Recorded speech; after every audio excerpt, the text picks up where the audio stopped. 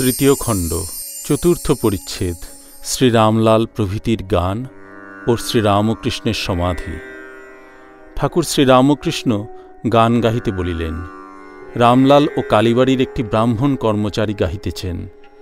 সঙ্গতের মধ্যে একটি মায়ার ঠেকা। হৃদি বৃন্দাবনিবাস যদি কর কমলাপতি, ওহে ভক্তি প্রিয় আমার, ভক্তি হবে রাধা সতী। হৃদি বৃন্দাবনিবাস। মুক্তি কামনা আমারই, হবে বৃন্দে গোপনারী, দেহ হবে নন্দের পুরী, স্নেহ হবে মা যশোমতী। আমায় ধরো ধরো জনার্দন, পাপ ভার গোবর্ধন।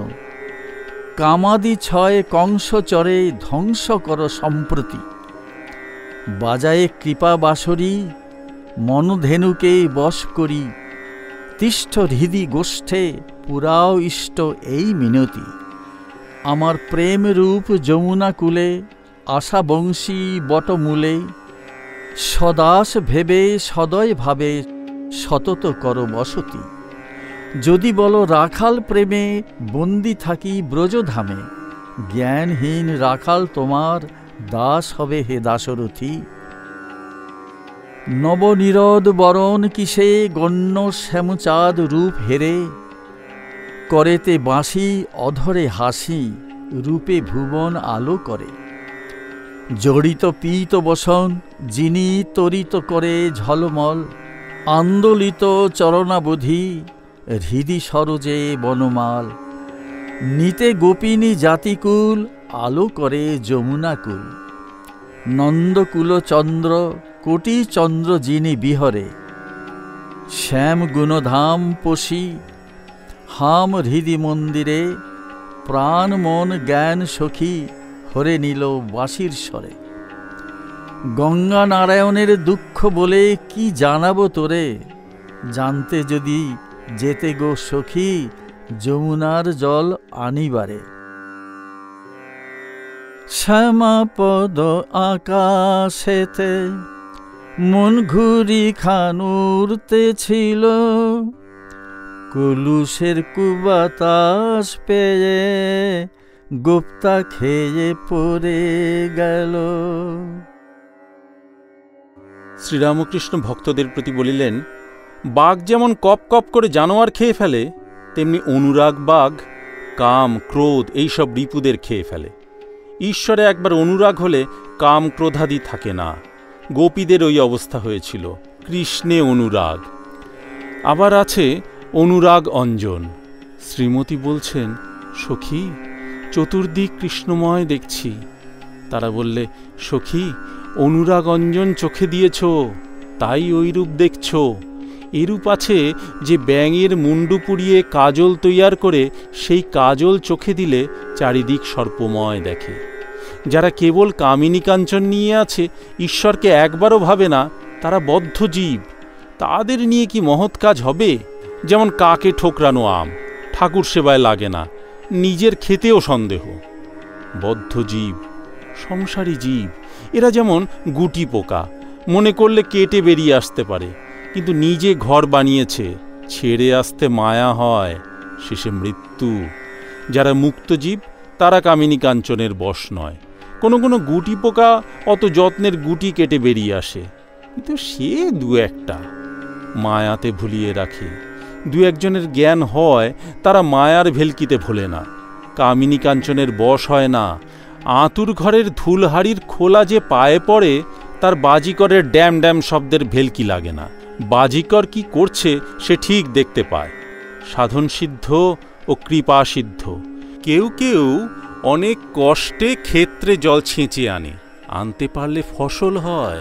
কারুর জল ছেঁচতে হলো না, বৃষ্টির জলে ভেসে গেল, কষ্ট করে জল আনতে হলো না। এই মায়ার হাত থেকে এড়াতে গেলে কষ্ট করে সাধন করতে হয়। কৃপা সিদ্ধের কষ্ট করতে হয় না, সে কিন্তু দুই একজনা। আর নিত্যসিদ্ধ, এদের জন্মে জন্মে জ্ঞান চৈতন্য হয়ে আছে, যেমন ফোয়ারা বুঝে আছে। মিস্ত্রি এটা খুলতে ওটা খুলতে ফোয়ারাটাও খুলে দিলে, আর ফরফর করে জল বেরোতে লাগলো। নিত্যসিদ্ধের প্রথম অনুরাগ যখন লোকে দেখে তখন অবাক হয়, বলে এত ভক্তি বৈরাগ্য প্রেম কোথায় ছিল? ঠাকুর অনুরাগের কথা বলিতেছেন, গোপীদের অনুরাগের কথা, আবার গান হইতে লাগিল। রামলাল গাহিতেছেন, নাথ তুমি সর্বস্ব আমার, প্রাণধার সারাৎসার, নাহি তোমা বিনে কেহ ত্রিভুবনে বলিবার আপনার।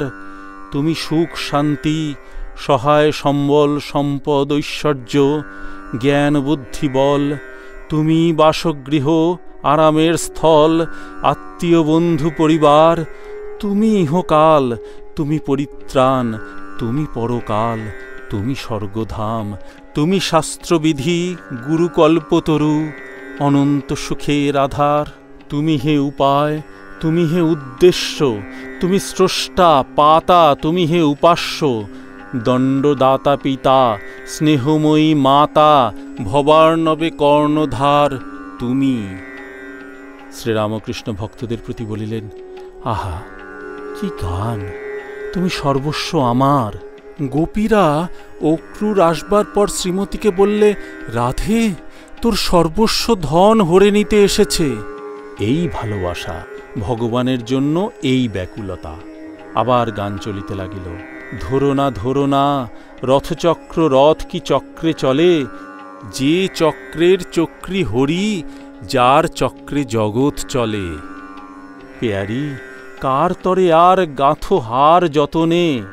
গান শুনিতে শুনিতে ঠাকুর শ্রীরামকৃষ্ণ গভীর সমাধি সিন্ধু মধ্যে মগ্ন হইলেন।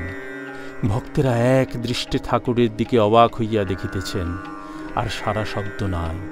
ঠাকুর সমাধিস্থ, হাত জোর করিয়া বসিয়া আছেন, যেমন ফটোগ্রাফে দেখা যায়। কেবল চক্ষের বাহিরের কোণ দিয়া আনন্দ ধারা পড়িতেছে। অনেকক্ষণ পরে ঠাকুর একটু প্রকৃতিস্থ হইলেন, কিন্তু সমাধির মধ্যে যাকে দর্শন করিতেছিলেন তাঁর সঙ্গে কি কথা কহিতেছেন একটি আধটি কেবল ভক্তদের কানে পৌঁছিতেছে। ঠাকুর আপনা আপনি বলিতেছেন, তুমি আমি, আমি তুমি, তুমি খাও, তুমি আমি খাও, বেশ কিন্তু করছ। এ কি নেওয়া লেগেছে, চারিদিকেই তোমাকে দেখছি। কৃষ্ণ হে দীনবন্ধু প্রাণবল্লভ গোবিন্দ, প্রাণবল্লভ গোবিন্দ বলিতে বলিতে আবার সমাধিস্থ হইলেন। ঘর নিস্তব্ধ। ভক্তগণ মহাভাবময় ঠাকুর শ্রীরামকৃষ্ণকে অতৃপ্ত নয়নে বার বার দেখিতেছেন।